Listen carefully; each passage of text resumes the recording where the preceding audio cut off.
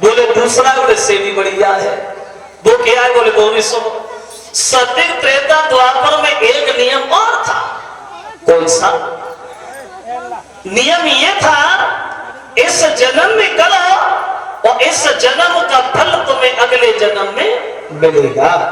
यानी इस जन्म में करो और अगले जन्म का इंतजार करो। कल बोला प्रभु हमारे पास इतना वक्त कहाँ है जो इस जन्म में करो अगले जन्म का इंतजार करो।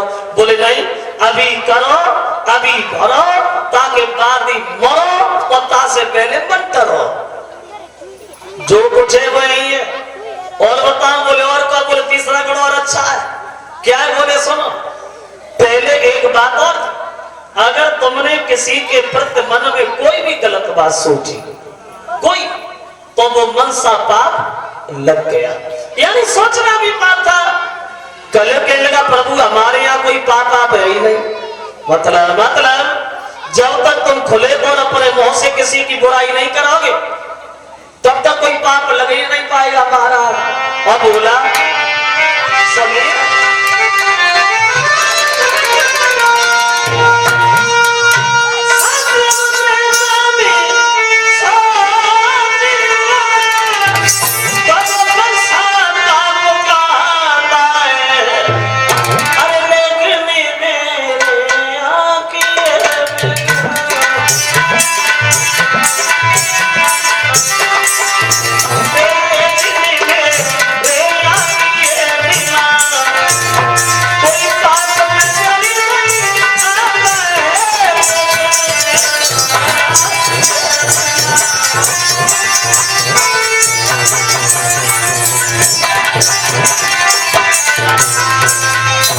हमारे यहाँ कोई पाप नहीं है।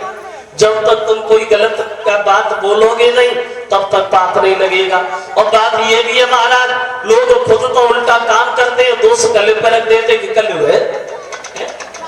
अरे जब तुम कोई गलत काम नहीं करोगे तो कैसे गलत होगा? और बात ये भी है, सज्जन आदमी के लिए तो हम अमृत के समान हैं और जो गलत लोग हैं हम उनके लिए जहर के समान। अब गोलक और अवगुण जो भी थे वो हमने सब आपको बता दिए। अब फैसला तुम्हारे ऊपर है। अब आप हमें मारोगे या छोड़ोगे, अब तुम जानो। तो परीक्षित जी बोले सुनो कलिक महाराज, भैया तुम्हारी सफाई सुन के अब ऐसा लगता है कि तुम्हें मारना भी गलत है, तुम्हें मारना भी गलत है और इस तरह से छोड़ना भी गलत है। हम तुम्हें मारेंगे भी नहीं और इस तरह से हम छोड़ेंगे भी नहीं। मतलब पूरी बात सुन लो। मतलब हम तुम्हें कुछ जगह बताएंगे तो उन्हीं जगहों पे रहोगे, हर जगह तुम नहीं रहोगे। कहाँ रहोगे? और देखो कलयुग कहाँ रहता है, कलयुग की कहाँ जगह है। परीक्षक बोले सुनो, जहां जुआ खेला जाए वहां रहोगे। बोले ठीक। जहां झूठ बोला जाए वहां रहोगे। बोले वो भी ठीक है। जिस घर में गुरु का सम्मान ना हो, भगवान का ध्यान ना हो वहां रहोगे। बोले वो भी ठीक है। जहां वेश्याएं निवास करती हो वहां रहोगे। बोले वो भी ठीक है। जहां शराब पी जाती हो वहां रहोगे। बोले वो भी बढ़िया है। और कहाँ रहोगे? तो परीक्षक बोले कल सुनो कहाँ रहो, मेरी बात सुनो कि जिस लगे जुआ खेला जाए और झूठी गपोलियां चलती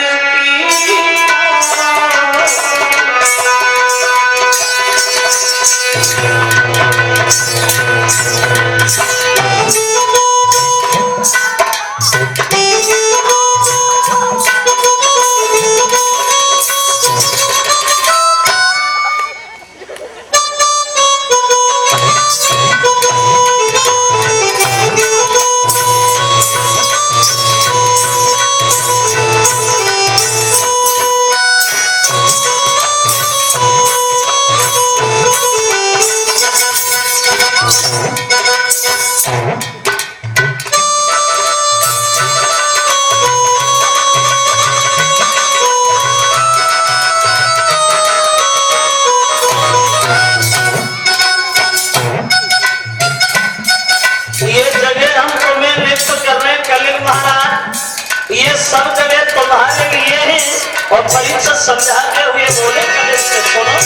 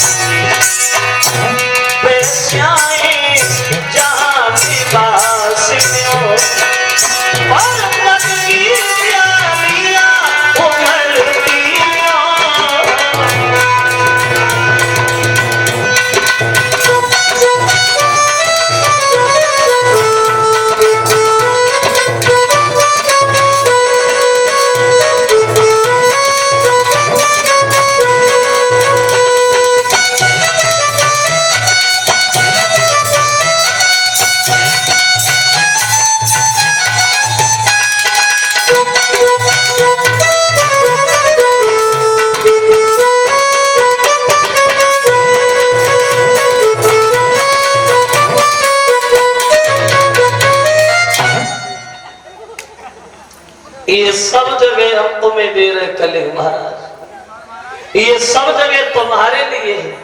तो कलिगों ने उत्तर दिया, प्रभु अगर गलत ना लगे, बुरा ना लगे तो एक बात कहे, कहो। बोले जितनी गलत गलत जगह तुम्हें ढूंढने से मिली वो सब हमें पकड़ा दी है। जहाँ जुआ खेला जाएगा हम वहां रहेंगे, झूठ बोला जाएगा हम वहां रहेंगे, शराब पी जाएगी हम वहां से हटेंगे ही नहीं। अरे जिंदगी भर में ऐसी बुद्धि देंगे, कभी सुख से सोने नहीं देंगे। अरे कोई ऐसी जगह तो बताते जाइए जहां थोड़ी देर थोड़ा विश्राम करे, आराम करे। जब ये कहा कि आराम करे तो बाद में परिषद के मुंह से एक बात और निकल गई, अगर आराम की बात है तो तुम सोने में और रहोगे। काय में रहोगे? सोने में। अब क्या हुआ? पृथ्वी जो थी वो गाय के रूप से गायब हो गई और धर्म जो बैल के रूप में खड़े वो भी चले गए। तो कलिग ने मन में सोचा अब हम किधर जाए। अब कलिग ने देख लिया परीक्षा सोने का मुकुट तो पहने ही है, वो इन्होंने मुझसे ये तो कह दिया कि तुम सोने में रहो, और तो हम तक आए को भटके लाने के सर पे ही बैठ ले, हमारा क्या जा रहा है। अब कलिग ने वहां देखो घटना घटेगी परीक्षा के साथ, वहां अरे कलिग छोड़ो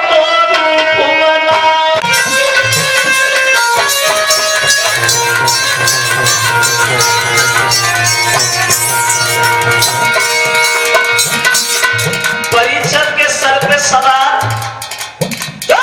परीक्षक के सर पे सवार हुआ। अब परीक्षक धर्म की बातें तो भूल गए, इन्हें घमंड हो गया। और जब घमंड हो गया, प्यास लगी तो पानी की तलाश करते हुए आगे बढ़े। देखो तरीका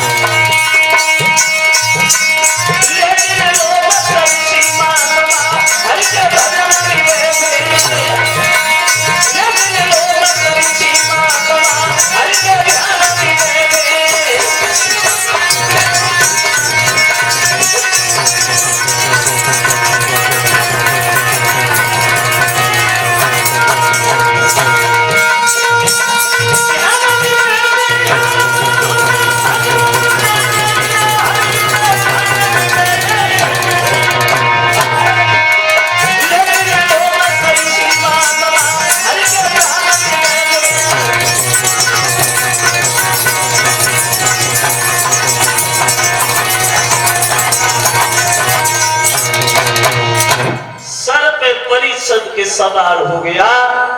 जो सर पे कलिंग बैठा तो प्यास लगी तो पानी की तलाश करते करते महात्मा लोमस ऋषि के आश्रम पे क्या देखा? महात्मा जी आंखें बंद किए हुए बैठे भजन कर रहे। अब परीक्षित ने ये तो नहीं सोच पाया ये भजन कर रहे क्योंकि कलिंग सर पे ही बैठा, सोचने की क्षमता ही नहीं है।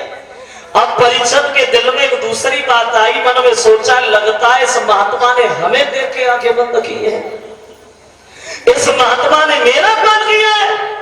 खड़े होकर के बोले कि महात्मा जी हम कोई अंधे नहीं है, कोई कुरूप नहीं है, हर आदमी मेरा सम्मान करता है क्योंकि हम सम्राट राजा है, हम तुमसे कोई भीख नहीं मांगने आए थे।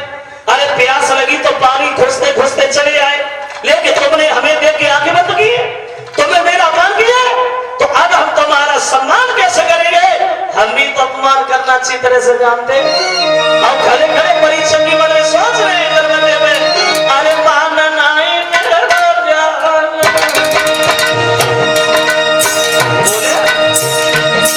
अरे मानन आए सन्यासी खरीदार है या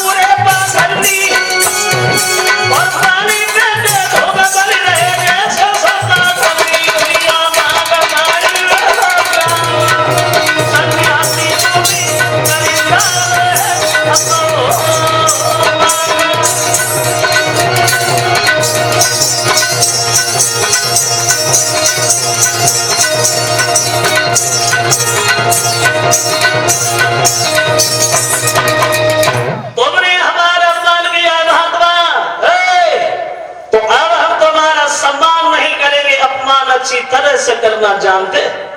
देख लिया परीक्षित ने वहीं पास में एक मरा हुआ सर्प पड़ा, उस मरे हुए सर्प को धनुष के बल से उठाया और महात्मा लोमस ऋषि की गर्दन में डाल दिया। तुमने हमारा अपमान किया, हमने तुम्हारा कर दिया, बराबर हो गए। चल दिए मरे हुए सर्प को गर्दन में डाल के चले आए घर पे। जब सर से मुकुट उतार के अलग रखा तब वो कलिंग दूर हुआ। परीक्षित जी को होश आया तो परीक्षित बैठे के बैठे रह गए। ये मैंने क्या कर दिया, मैंने महात्मा का अपमान कर दिया, मुझे ऐसा नहीं करना चाहिए था। अब परीक्षित बैठे बैठे बड़ा पछता रहे श्रोता, लेकिन पछताए तो बहुत, मगर पछताने से मिला कुछ भी नहीं। क्यों क्यों नहीं मिला? एक बात ध्यान रखना, एक भूल आदमी को जिंदगी में रुलाने के लिए काफी हो जाती है। एक भूल से आदमी समाज में सर उठा के नहीं चल पाता, एक भूल से दुनिया का भला बुरा बन जाता, एक भूल में आकर के मजबूरी में आदमी अपनी आत्महत्या तक कर लेता। और जो भूल पे भूल करे उसे तो कभी भगवान भी माफ नहीं करते हैं, क्योंकि कभी कहता है देखो कि कोई ठोकर से गिर जाता है उसे कोई ना कोई उठाता है।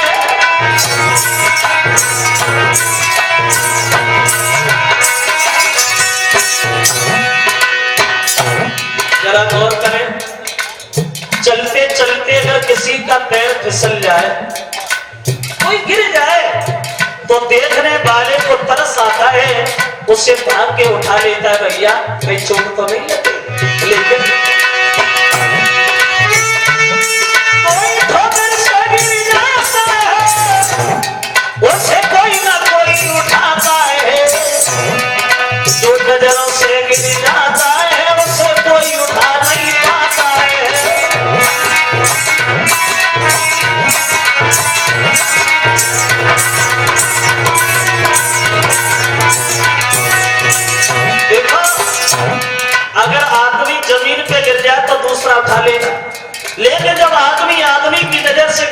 से भगवान की बात नहीं करता। और सुनो, कपड़ा भी दाग लग जाता है तो वो धोने से छूट जाता है, जब गुल में दाग लग जाता है उसे कोई छुटा नहीं पाता है।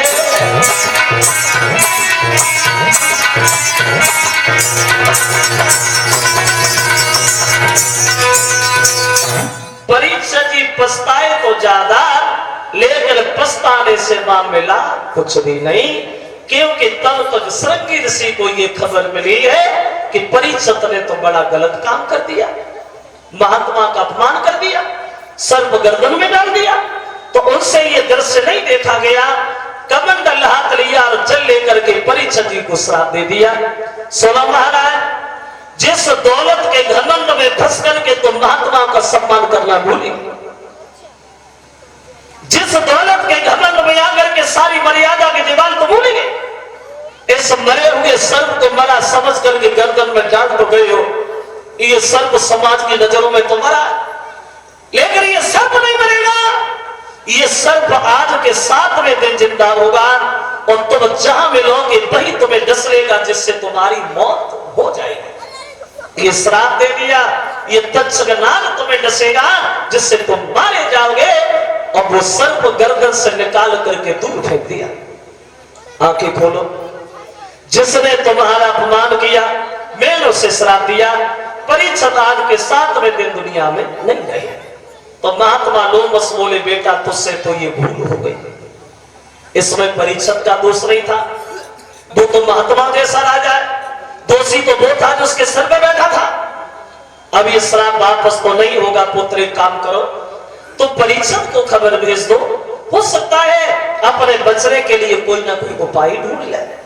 देखो, अब किसी ने परीक्षित को ये बता दिया कि महात्मा का श्राप लगा है, तुम्हें 7वें दिन तक्षक खाएगा जिससे तुम्हारी मौत हो जाएगी। तो मौत का नाम सुना तो परीक्षित को थोड़ी देर ये होश नहीं रहा कि बैठी कहां है, डरी। मौत का नाम सुन के डरे।